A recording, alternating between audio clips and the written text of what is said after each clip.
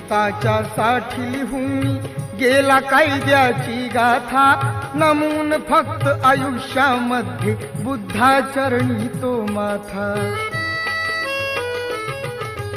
हरपली आई, हरपली माई, हरपली माता अन पिता, वाली देशाचा निघून गेला, कोण होईल तैसा आता. वैरण रातीची ती मर्जी, वैरण रातीची ती मर्जी, धुरंधरावरती फिरली. दुष्ट काळाने भीमरायांची प्राणज्योत ती चोरली.